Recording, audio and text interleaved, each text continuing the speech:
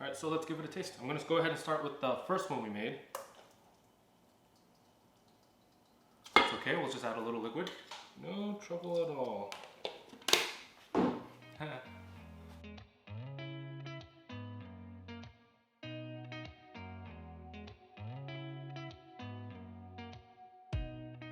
Welcome back, Chingu. Today we're gonna make Perilla noodles. Now I know it's a really big thing to make things from scratch, make things at home, fresh, but sometimes there's no need to do all of that.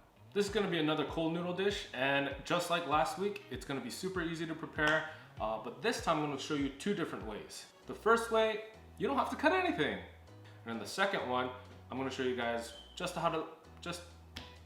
and the second way, I'm gonna show you guys how you can, I guess, amp it up a little bit, level it up, just by adding a couple vegetables, making it look cute and whatever. Alright, so let's get started. We'll be using two different types of buckwheat noodles today. The one on the left are soba noodles, and the one on the right are for naengmyeon, specifically made with potato starch. Now they're similar to these, which are 당면, made purely with potato starch, no buckwheat, so don't get them confused. If you're not familiar with these noodles, it's pretty easy to mix them up. Now for our toppings. Now get out your perilla seeds, your perilla oil, and your tsuyu of choice. Based on your dietary needs or preference, you can use the one on the left made with fish or the one on the right made with kelp.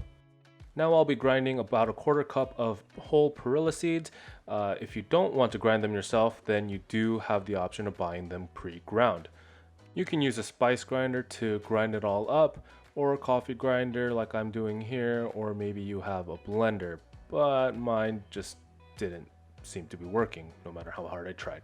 So I'm doing it the old-fashioned way with the mortar and pestle. When technology fails us, just like mine did, it's really convenient to have this lying around in the house. Grind up those perilla seeds until they're nice and coarse. You can grind up your seeds much finer than what I'm showing here, but I like to leave them a little more coarse for a little added texture. I'm putting away my perilla seeds now, but I accidentally make a little bit of a mess. Now, I just wanted to use this clip to remind you guys that messes do happen in the kitchen pretty frequently, especially if you're not careful. Just remember to clean up your messes as soon as possible to make your lives easier. Now we're going to get our soup base ready. My instructions said to use a ratio of 1:7, but I decided on a 1:8 ratio instead. And that just goes to show you that you should probably follow directions, because when I tasted it, it was a little bland. So I decided to add one more tablespoon. Now I know I completely ignored the directions at this point, but I just seasoned it until I thought it tasted good. Now I'm going to show you guys how to make your own seaweed powder. I tossed mine in the blender to get it this fine, but in case you don't have one, I'll show you what you can do. Grab a sheet of seaweed paper and gently wave it over an open flame. Make sure you keep moving it over the flame, because if you stop, it's probably gonna burn. Keep doing this until your seaweed feels nice and crispy. Once your seaweed is ready, grab a plastic bag, place your seaweed sheets inside, and start crumpling it up. Take out your frustrations you've had over the week and really grind up that seaweed. But I was having a good week, so I'm using the blender. Next, we gotta get our water boiling for the noodles. When it comes to a boil, throw in your noodles. I'll be throwing in my buckwheat and potato starch ones first. Cook these for 4 minutes, or however long the directions on the bag tell you. If your pot starts boiling over like this, just throw a little cold water right on top to bring it back down to a simmer. The water gets super starchy, so make sure you're constantly stirring it just in case it sticks to the bottom of the pot. Give it a taste to check its texture, that is, if you're brave enough to handle the heat. If it's ready, then drain your noodles and rinse them off in the sink. Next, prepare an ice bath to get your noodles nice and cold. The cold water will help firm up these noodles and give it a much chewier texture. Make sure not to rush this step, as the chewiness is what makes these noodles so damn good. Drain your noodles completely, and since everything's done, just give everything a quick wipe down before you start plating. I had my serving bowl sitting in the freezer, so it's nice and frosty for our cold noodles. Start plating by placing the noodles in the bowl. Once your noodles are in the bowl, get your perilla oil and drizzle over 1 tablespoon. Next, I'm going to use 1/4 cup of tsuyu. If this isn't enough for you, feel free to add more. Next, we're going to use a generous amount of perilla seeds over the top of the noodles, roughly 2 tablespoons. And just because I had it in the pantry, I'm going to use some sesame seeds right over the top for an extra nutty flavor. And that's it, we're all done.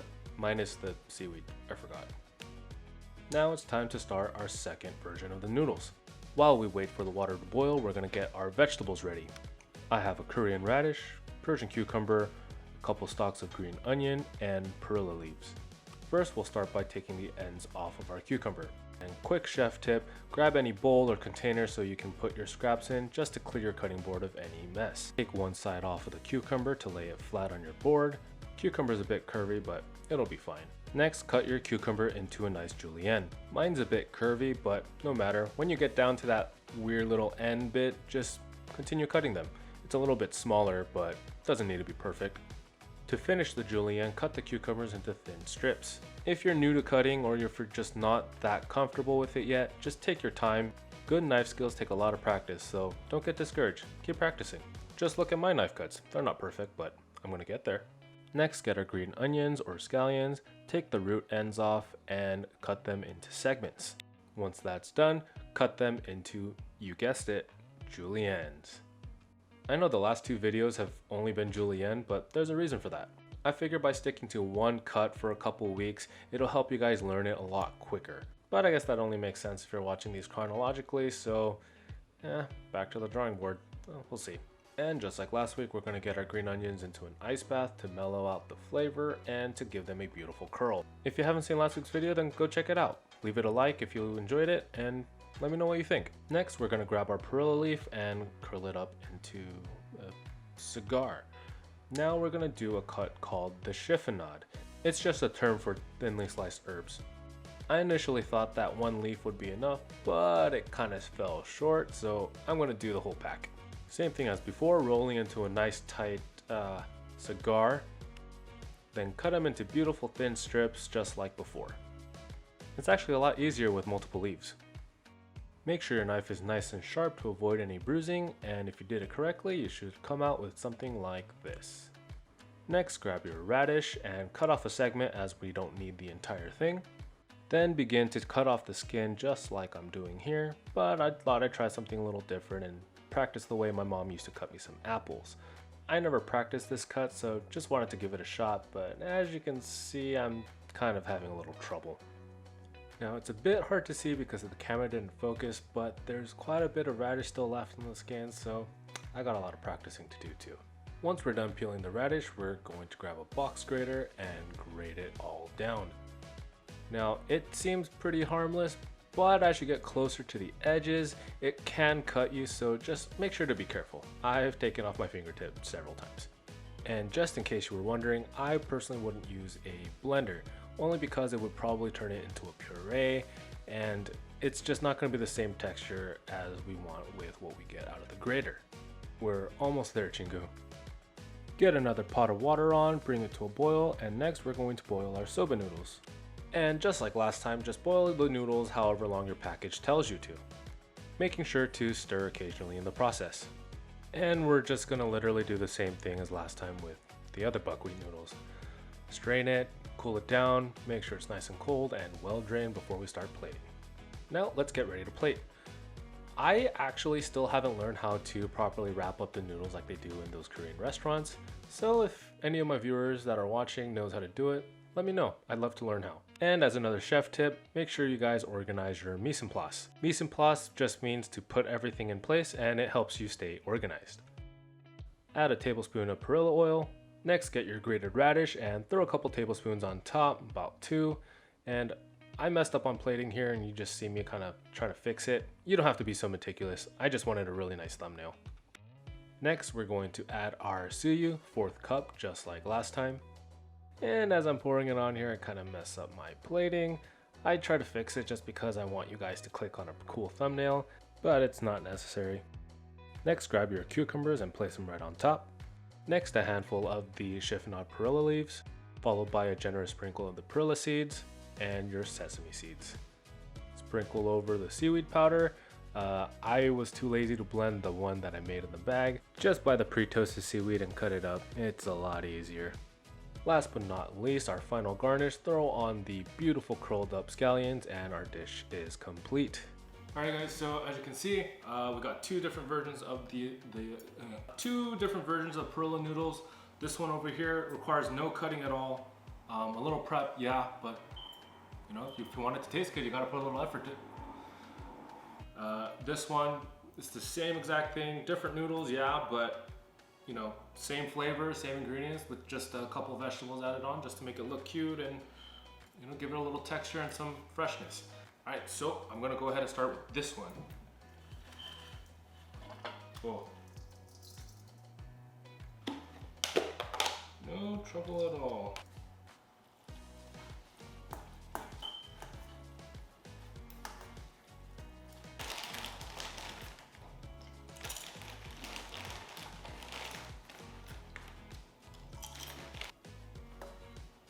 See?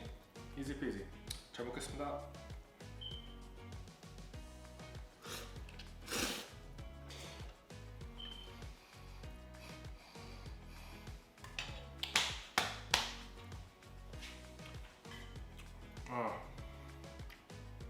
I know I was supposed to be talking about it, but 너무 맛있어. Alright, I'm gonna get full if I finish this, so I'm gonna try the next one. Alright, so now I'm gonna try the second one with all the vegetables in there. It's gonna add like tons of layers of flavor. The noodle texture is gonna be a little different, but it's buckwheat noodle all the same. It just goes to show you guys you can, you know, be a little creative. It might change a little component, but the overall dish, you know, tastes exactly the same. Before you dig in, you have to smell it. It's just like, it's super nutty and fragrant. 잘 먹겠습니다. This one, it's 10 for me. There's so many more textures going on. It's just more overall satisfying. But do you need to do all this work? No. If you're cooking at home, chances are it's either for yourself or for family and friends, right? You're cooking to eat, to enjoy yourself, to sustain yourself. No need to go through all the trouble of doing all of this work when you can do this one, right? Don't feel like you have to make everything from scratch, right? Like the tsuyu that we used. It's, you know how long it would take to make tsuyu? Not too long, to be honest, depending on what you put into it, but you know, it's just one less step that you have to do. We're all at home, we're working. We don't have time to do all those things. Even me, as a professional cook, you think I want to cook like everything from scratch at home? No. There's a bunch of products in stores that you can buy that are already pre-made, and they'll be just fine. A lot of restaurants use pre-made stuff. They don't all make things from scratch. Otherwise, labor costs and food costs would just skyrocket.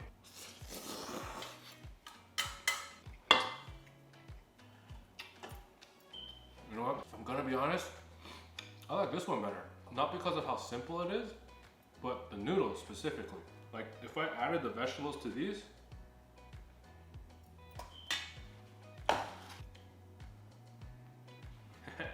pays to know how to cook, guys.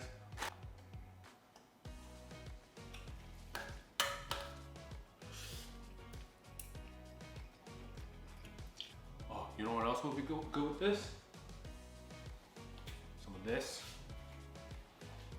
Some furikake. Got some wasabi flavor. Oh man, it's gonna add like a nice little like spicy kick. Oh yeah.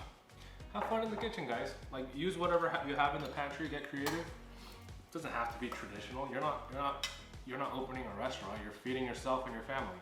So no need to do all that fancy stuff that you see everywhere else on YouTube and on TV. I mean, unless you really want to, but you know, we're just trying to eat here.